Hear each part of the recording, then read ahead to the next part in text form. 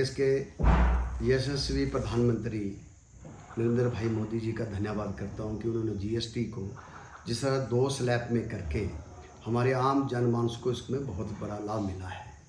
जितनी भी खाने की चीज़ें हैं उनमें भी 0 जीएसटी है और जो 28% थी अब वो 18% पे आ गई है और जो 18% थी वो 5%। इसमें जो भी घरों में हमें जैसे फ्रिज, टीवी, जो चीज़ें घरों में यूज़ करने वाली उसमें बहुत बड़ी हमें राहत मिली है। और इसमें जितनी गाड़ियों में भी हमें काफ़ी जीएसटी कम हुआ है, सीमेंट में भी जीएसटी कम हुआ है। पर मोदी जी ने तो आम जनता को जो है, हिमाचल की जनता को लाभ मिला, पर प्रदेश की कांग्रेस सरकार ने सीमेंट के दर 16 रुपये पर बैग जो है सीमेंट का डंपिंग पे बढ़ा दिया है। तो जिस तरह से हमारी हिमाचल में आपदा आई है, मंडी में आपदा आई, उसके बाद चंबा में आपदा आ गई और लोगों को घर बनाने के लिए जो घर टूट गए हैं, सीमेंट की तो बहुत ज़रूरत है, सीमेंट सरिया। तो इस तरह से प्रदेश सरकार ने एक बोझ डाल दिया है कि सीमेंट का रेट बढ़ा के। और आपदा आने के बाद हमारा ज़िला चंबा जो है 1 महीने से बुरी तरह से प्रभावित हुआ है। सड़कें, बिजली, पानी, मोबाइल सेवाएं ठप रही।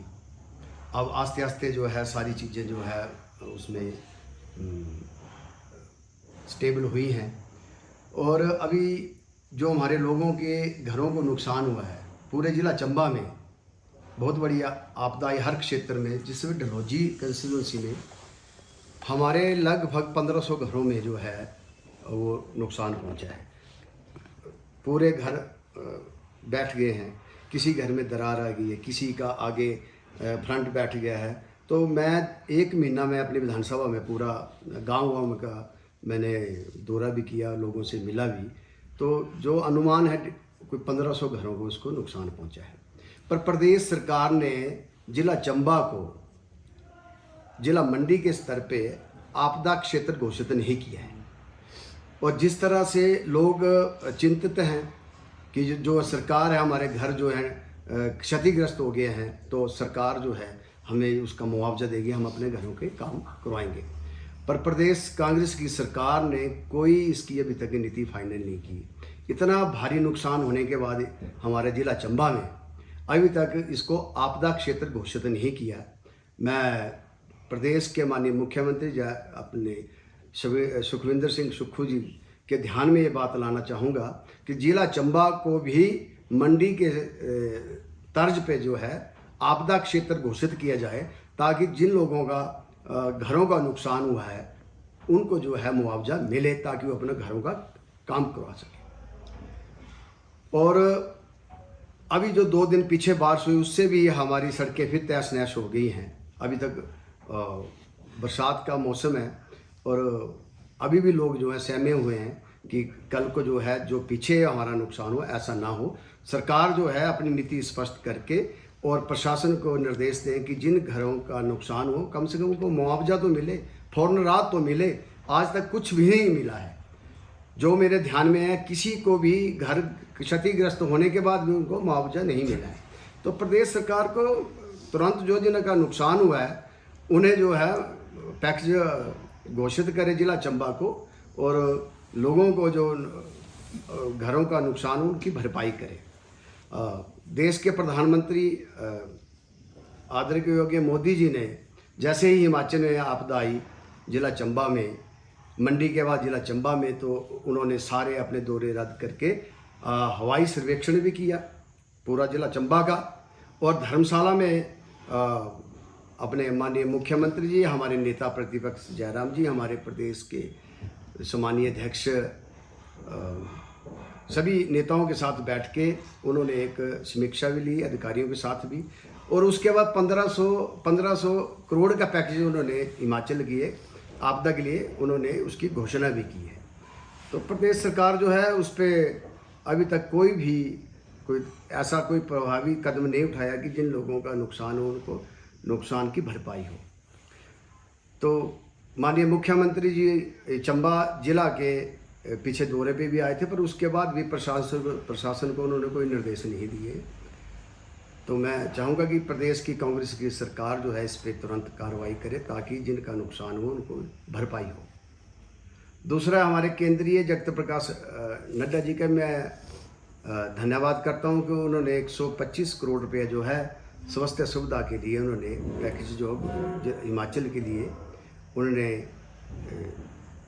घोषित किया है, जिससे हमारी जो जितने भी स्वास्थ्य के हमारे हॉस्पिटल हैं या हमारे एम्स है बिलासपुर में या हमारे मेडिकल कॉलेज हैं उनके लिए जो है स्वास्थ्य सुविधा के लिए उन्होंने ये पैकेज घोषित किया है, जिससे पूरा हमारे ज़िला चंबा को भी इसका लाभ मिलेगा। और क्योंकि हमारा पिछड़ा क्षेत्र होने की वजह से दूरदार का क्षेत्र है, स्वास्थ्य लाभ में काफ़ी दिक्कतें आती हैं। और जिस तरह से प्रदेश सरकार जो है जो पैसा केंद्र की ओर से आ रहा है उसको खर्च भी करे ताकि लोगों को जो है उसका लाभ मिले। डॉक्टर साहब, एक आपसे पूछना चाहते थे कि डलहौजी जो पूरी तरह से पर्यटन उद्योग पर निर्भर है, तो यहाँ के पर्यटन विकास के लिए केंद्र सरकार से और माननीय जो हमारे सांसद महोदय हैं उनसे आप कोई विशेष योजना के बारे में बात कर सकते हैं? आप डलहौजी हमारी पर्यटन नगरी है और ये देश विदेश से यहाँ टूरिस्ट आते हैं। ये इसके विकास के लिए हमारे माननीय सांसद डॉक्टर जी भारद्वाज जी भी प्रयत्न कर रहे हैं कि डलहौजी को केंद्र से पैकेज दिलाया जाए। जैसे रेलवे की पठानकोट से डलहौजी तक रेलवे की भी उन्होंने बात की है, ताकि जो है हमारा क्षेत्र जो है डलहौजी वाला यहाँ पर्यटन की दृष्टि से को बढ़ावा मिले। और दूसरे हमारे माननीय अपने हर्ष महाजन जी जो राज्यसभा मेंबर है वो भी इसके लिए प्रयत्न कर रहे हैं कि उन्होंने NH के लिए भी अभी हमें पीछे दो जैसे नीचे जो हमारी एक केरू घार है उसके लिए भी उन्होंने काफ़ी प्रयत्न किया। उसके लिए बस फंडिंग हुई है, बड़ी जल्दी उसका टेंडर लगने वाला। वैसे चंबा के लिए भी काफ़ी उन्होंने अपना NH के लिए भी वो प्रयास कर रहे हैं कि भाई हमारा चंबा तक जो है इसका रोडों का सुधार भी हो और पर्यटन भी यहाँ आए। दूसरा, हम भी पूरी कोशिश की है कि डलहौजी के लिए हमारी सड़कों के लिए हमारी पिछली जयराम जी की सरकार थी तो हमने प्रयास किए और यहाँ कम से कम 5 करोड़ रुपया जो है सड़क और बस स्टैंड की बनाने के लिए, साथ में अपना पार्किंग पॉइंट जो है बड़ी ज़रूरी है यहाँ 4 पार्किंगों के लिए। तो यहाँ हमारी जो गर्म और ठंडी सड़कें हैं वहाँ उसके टाइल्स का काम, ग्रिल का काम हुआ है। हमारे जो चेयरमैन और वाइस चेयरमैन है डलहौजी के और पार्षद, इन्होंने काफ़ी यहाँ विकास करवाया है डलहौजी में। और हम चाह रहे हैं कि भाई यहाँ पेट्रोल पंप भी खुले, उसकी भी फाइल चली हुई है। संदीप पठानिया जी ने भी वहाँ प्रयास किए हैं उसके। और बस स्टैंड का भी हमें पिछली सरकार में तो हमने फाइनल कर ही दिया था, पर जैसे कांग्रेस सरकार आई वो ठंडे बस्ते में चला गया। डलहौजी बस स्टैंड की बहुत ज़रूरत है, क्योंकि जब पर्यटन बाहर से आएगा वो गाड़ी कहाँ खड़ी करेगा, कई दिक्कतें हैं। और वैसे भी हमारा डलहौजी जो है टूरिज़्म की दृष्टि से हब है, तो ऐसी चीज़ें यहाँ होना बहुत ज़रूरी है। हमारा पूरा वैसे यहाँ से हमारे और खजियार तक जो है उसका भी रोड का सुधार हो, इस पे भी हम प्रयास कर रहे हैं।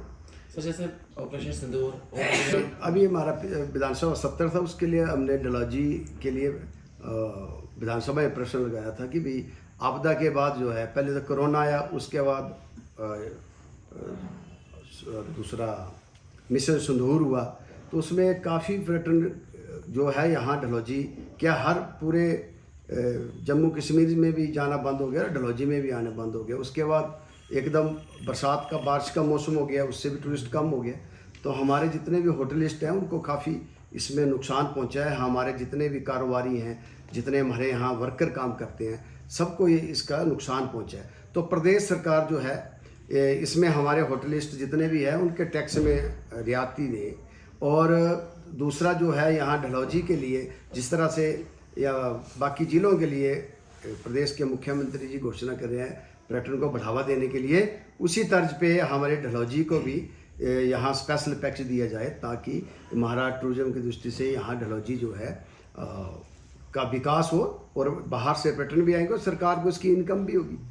सर आप निजी तौर पर कुछ कर रहे हैं पर्यटन के लिए? निजी तौर पे हाँ, अपनी ओर से तो जैसे कहा कि पिछले सरकार में हमने काफ़ी फंड्स यहाँ लाए हैं। हमारा आगे भी प्रयास है और डलहौजी के लिए जो है अच्छा किया जाए, और जो काम जो पेंडिंग है उनको भी हम बढ़ावा देने के लिए पूरा प्रयास कर रहे हैं। कल रात को हम यहाँ हमारे लक्ष्मी नारायण मंदिर में हम गए थे नीचे शाम को, वहाँ भी अभी जो बारिश उसमें काफ़ी नुकसान पहुँचा है। मंदिर से नीचे जगह बैठ रही है, वहाँ जितने रूम बने उसको क्रैक्स है, मंदिर तक वो जो है उसकी दरारें आ गई हैं। उसके लिए भी हम प्रयास करेंगे डी साहब से भी, पर्यटन को लेकर बहुत जरूरत खुद भी हम उसके लिए फंड देंगे ताकि मंदिर को कोई नुकसान ना पहुँचे। हमसे जुड़े रहने के लिए हमारे YouTube चैनल को सब्सक्राइब करें और नई वीडियो की नोटिफिकेशन के लिए बेल आइकॉन को दबाएं। अगर आप ये वीडियो Facebook पर देख रहे हैं तो लाइक जरूर करें और ज्यादा से ज्यादा शेयर करें। इसी तरह के और भी अपडेट्स के लिए फॉलो करें हमारा Instagram पेज himachal.k3।